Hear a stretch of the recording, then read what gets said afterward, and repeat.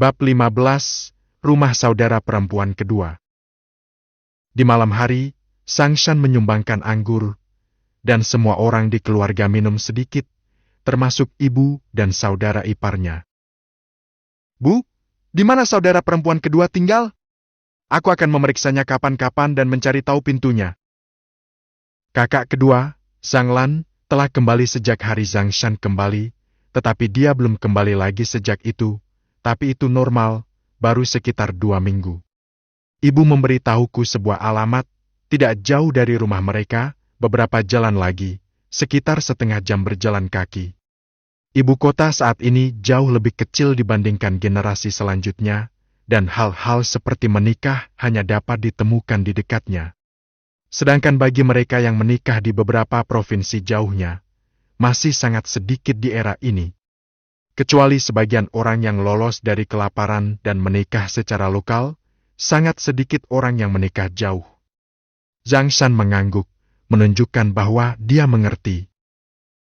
"Keempat, saya sudah membuat pengaturan untuk Anda. Setelah Anda menyelesaikan sekolah, Anda akan pergi ke pabrik mobil untuk magang." Kakak iparnya tercengang ketika mendengar hal ini. Pabrik mobil juga merupakan pekerjaan yang sangat bagus sekarang, dan keuntungan perusahaan juga sangat bagus. Lagi pula, mobil masih menjadi barang langka saat ini, dan pada dasarnya persediaannya terbatas. Pekerjaan ini jauh lebih baik daripada pekerjaan Zhang Jiangwo dan Zhang Weijun. Lin Meihua tidak bisa menahan diri untuk tidak memandang Lao Si dengan rasa iri. Dia tidak menyangka bahwa Zhang Jiangwo memiliki kemampuan untuk mengatur agar Lao Si memasuki pabrik mobil. Anak keempat, Sang Kui, tidak peduli. Dia hanya mengiyakan dan tidak berkata apa-apa lagi. Dia akan melakukan apapun yang diatur ayahnya. Sejak kecil, Sang Kui jarang mempedulikan hal-hal tersebut. Zhang Shan juga sedikit terkejut. Meskipun dia tidak tahu banyak tentang era ini, dia sedang mengobrol dengan tetangganya selama ini. Kita semua tahu unit mana yang baik dan unit mana yang buruk. Begini saja, selama anak keempat benar-benar mendapat pijakan di pabrik mobil, dia tidak perlu khawatir untuk menikahi seorang istri atau apapun di kemudian hari. Jelas sekali bahwa Zhang Jiangwo berpikir demikian. Bagaimanapun, pikiran anak keempat memang tidak terlalu cerdas, dan akan sulit untuk menemukan pasangan di masa depan.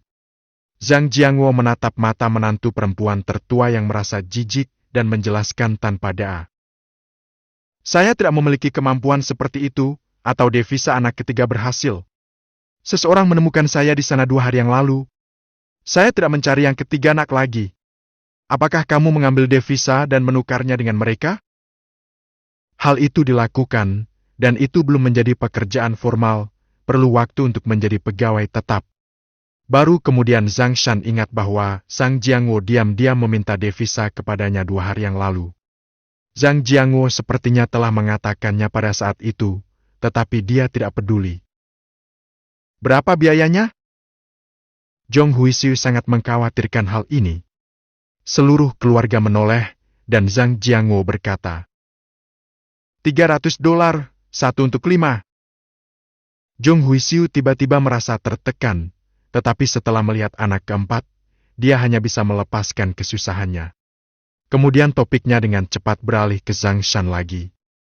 Tidak mungkin, dia satu-satunya orang di rumah sekarang. Prestasi akademis Lao Wu selalu sangat baik. Sesuai keinginan orang tuanya, dia diperbolehkan untuk terus belajar. Selama Lao Wu bisa lulus ujian, dia akan terus belajar apapun yang terjadi. Zhang Shan tidak berdaya, bertanya-tanya apakah dia benar-benar harus mencari pekerjaan untuk mengurus keperluannya. Tapi pekerjaan apa yang harus dicari? Dia tidak ingin sibuk setiap hari, tapi seberapa sulitnya mendapatkan pekerjaan seperti itu? Zhang Shan membeli beberapa permen, kacang tanah, kaleng, dan lain-lain. Di toko, dia membeli banyak. Kali ini ia tidak hanya datang sendiri, tapi juga datang bersama saudara keempat dan kelima. "Di mana kamu menghabiskan semua uang itu?" Zhang Shan memandang anak keempat dengan heran. Baru saja petugas memberinya 35 sen, dan orang kelima melihatnya dengan penuh semangat, jadi Zhang Shan memberikannya dengan santai. Namun anak keempat juga memintanya.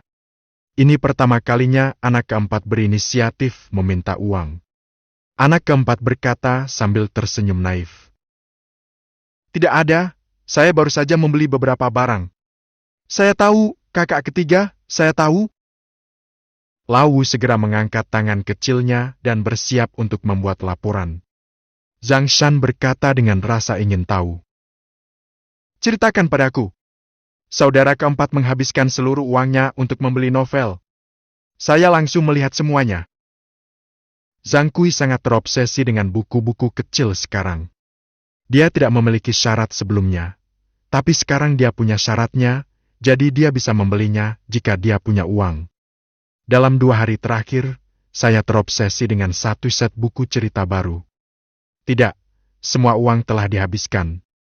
Zhang Shan memandang anak keempat, yang menundukkan kepalanya dan tidak berkata apa-apa, seolah-olah dia telah melakukan kesalahan. Setelah memikirkannya, Zhang Shan membagi 35 sen menjadi 2 bagian, memberikan 15 sen untuk bagian keempat dan 20 sen untuk bagian kelima. Dia tidak mengatakan apa-apa tentang anak keempat. Lagi pula, anak keempat sebenarnya tidak punya bakat membaca, jadi dia hanya mengikuti emosinya. Jika anak keempat juga pandai belajar, maka Zhang Shan tidak bisa memanjakannya seperti ini, jika tidak maka hanya akan merugikannya. Kamu harus menyimpan buku-buku kecil itu setelah kamu selesai membacanya. Tidakkah kamu tahu bahwa kamu tidak bisa membuangnya begitu saja setelah membacanya? Zhang Shan memperingatkan. Anak keempat menanggapinya dengan gembira. Lau cemberut, awalnya berpikir bahwa ketika dia memberitahunya tentang hal ini, semua uang akan menjadi miliknya. Tapi anak kelima segera berhenti mengasuh, karena dia punya lebih dari anak keempat. Setelah memikirkan tentang harta kecilnya, matanya tiba-tiba menyipit karena tawa. Mengapa kamu tertawa begitu keras? Zhang Shan bertanya sambil menatap Lao Wu dengan curiga. Lao Wu segera berkata dengan wajah datar. Tidak, kakak ketiga, kamu salah. Ya? Sambil berbincang dan tertawa sepanjang perjalanan, mereka bertiga segera sampai di kompleks tempat tinggal kakak kedua. Tidak ada perbedaan antara tempat ini dan kompleks Hutong di rumah Zhang Shan. Ada banyak keluarga yang tinggal di setiap kompleks. Setelah sedikit bertanya, saya tahu persis lokasi rumah saudara perempuan saya yang kedua. Tetapi ketika Zhang Shan melihat saudara perempuan kedua, dia sedikit terkejut. Saat ini, saudara perempuan kedua sedang mencuci pakaian. Tidak masalah sama sekali, tapi kedua lelaki kecil itu, gadis besar dan gadis kedua, juga sedang mencuci pakaian. Kedua lelaki kecil itu sedang menggosok pakaian itu dengan kuat dengan tangan muda mereka. Terlihat jelas tangan kedua anak kecil itu memerah karena kedinginan.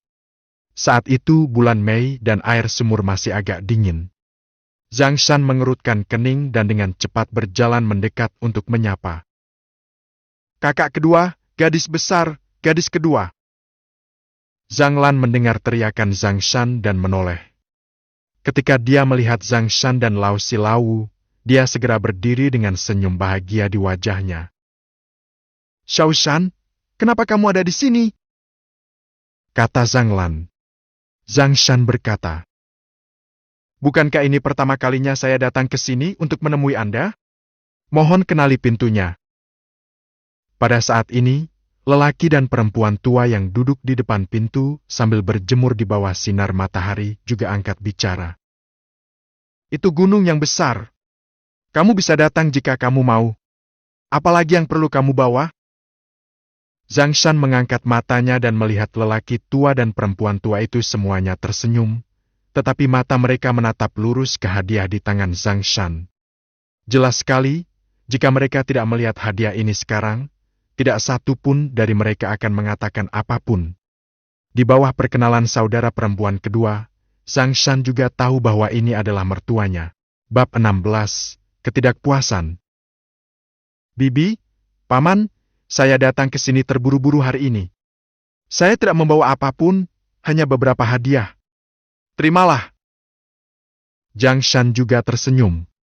Wanita tua itu tidak sopan dan langsung mengambilnya, tapi dia berkata dengan baik, "Jangan lakukan ini lain kali."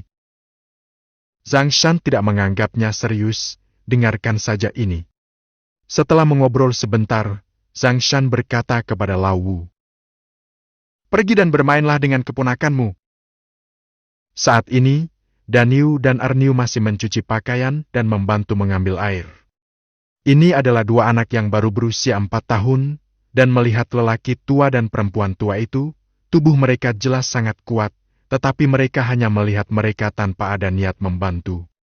Lao Wu sangat pintar dan segera mengerti apa yang dimaksud saudara ketiga, dan pergi menjemput kedua keponakannya sambil tersenyum. "Di mana saudara ipar kedua? Mengapa kamu tidak melihat orang lain?" Zhang Shan juga bertanya sebelum datang. "Pada saat ini, kami mengamalkan doa besar dan doa kecil. Kami mempunyai 1 hari libur untuk doa besar dan tidak ada istirahat untuk doa kecil." Ibu mertua dari saudara perempuan yang kedua segera berkata, "Kakak ipar keduamu sedang keluar dan sibuk, masuk dan duduk. Itu bukan kebetulan. Aku juga ingin minum bersama kakak iparku yang kedua." Dia menunjuk ke anggur yang dibawakannya. "Oh, ini benar-benar sial. Biarkan saja. Aku akan meminta kakak iparmu yang kedua untuk meneleponmu di rumahmu lain kali." Zhang Shan tidak bisa berkata-kata, tetapi dia tidak banyak bicara. Dia meletakkan barang-barangnya, mengobrol dengan lelaki tua dan perempuan tua itu, memandangi saudara perempuan kedua yang masih sibuk, dan berkata kepada tetua keempat dan kelima, "Kamu dua duduk saja di sini. Apa yang kamu lakukan? Pergi dan bantu adik keduamu mencuci pakaian. Bagaimana bisa kamu, kakak kedua, mencuci begitu banyak pakaian sendirian?"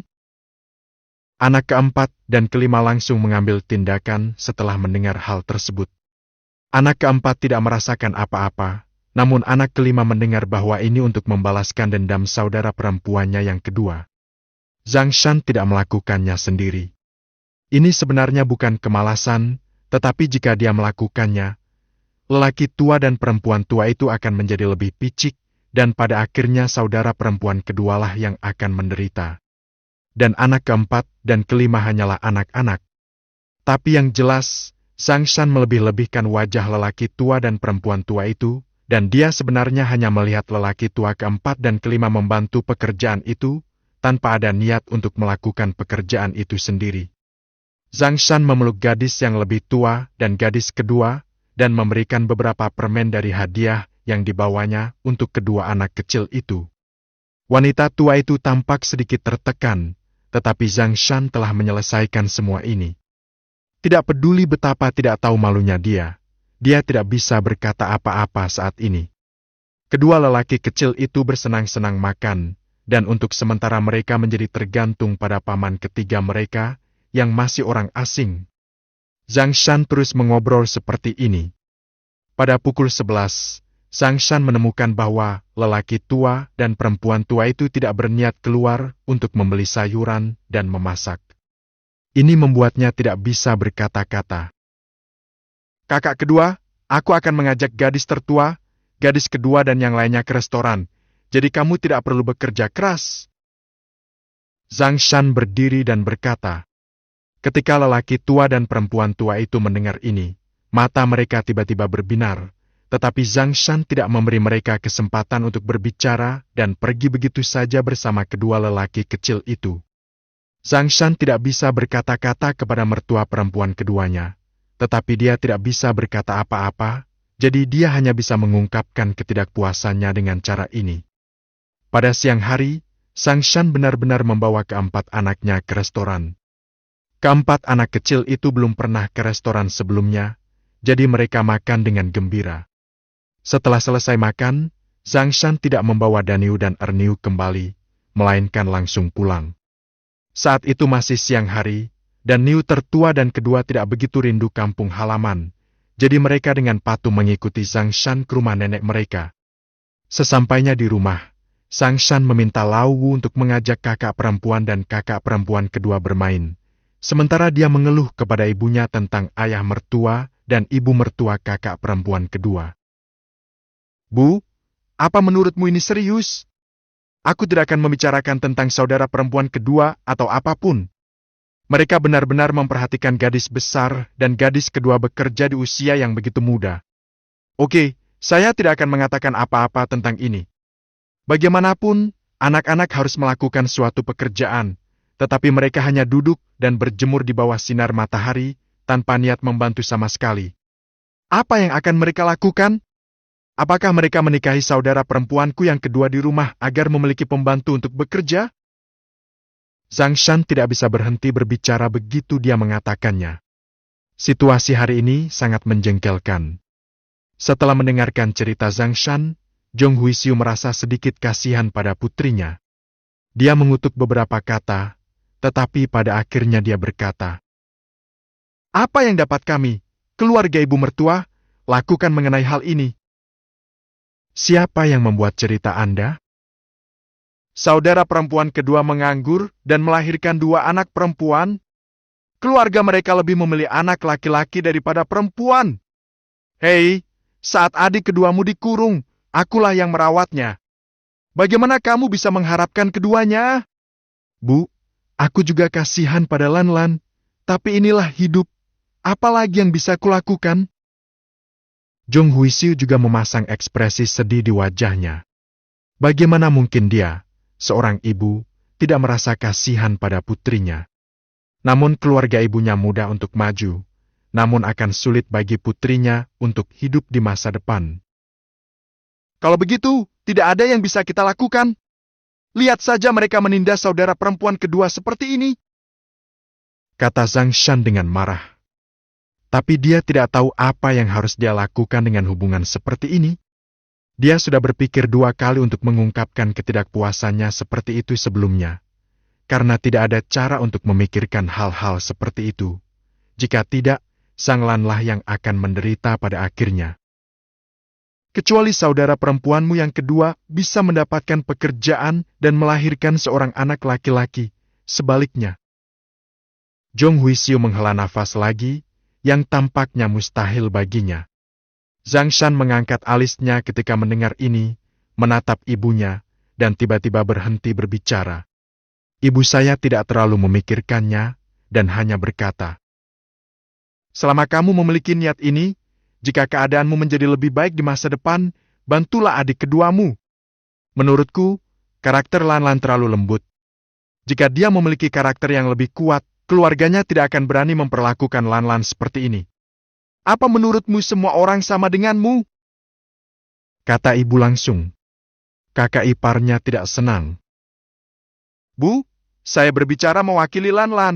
Mengapa hal itu melibatkan saya lagi?" Melihat ibu mertua dan menantu perempuan akan bertengkar lagi, Sang Shan segera memulai perkelahian. Nyatanya, Lin Meihua sangat puas dengan ayah mertuanya dan ibu mertuanya. Meski sesekali mereka bertengkar, Lin Meihua bertanya pada dirinya sendiri bahwa ayah mertuanya dan ibu mertuanya tidak pernah melakukannya. Memperlakukannya dengan buruk. Ini lebih baik daripada kebanyakan keluarga. Berkali-kali Lin Meihua terlihat tak kenal ampun, namun nyatanya, saat Lin Meihua dan Zhong Huixiu bertengkar, mereka akan sedikit mengalah. Gadis tertua dan gadis kedua telah selesai makan malam di rumah Zhang, dan Zhang Shan mengirim mereka kembali. Ketika saudara perempuan kedua keluar untuk mengantarnya pergi, Zhang Shan berkata kepada saudara perempuan kedua, "Kakak kedua, saya akan membantu Anda menemukannya. Pekerjaan. Apakah ada unit yang ingin kamu datangi di sini?" Zhang Lan tidak pernah menyangka kakaknya akan benar-benar mengatakan itu, dan tertegun sejenak. "Xiao Shan, kamu, saudara perempuanmu yang kedua tahu apa yang kamu pikirkan, tetapi kamu harus tetap melakukan pekerjaanmu dengan baik dan jangan khawatir tentang saudara perempuanmu yang kedua," kata Zhang Lan dengan terharu. Zhang Shan tersenyum dan berkata, "Kakak kedua, kamu tidak perlu mengkhawatirkan urusanku. Ayo kita pergi menemui seseorang dalam 2 hari ke depan. Jika memungkinkan, aku akan kembali kepadamu." Setelah mengatakan itu, dia pergi. Zhang Lan melihat sosok kakaknya yang pergi, menyeka sudut matanya, dan tiba-tiba hatinya terasa hangat. Kekhawatiran orang tuanya membuatnya tahu bahwa dia bukanlah air yang dibuang. Bab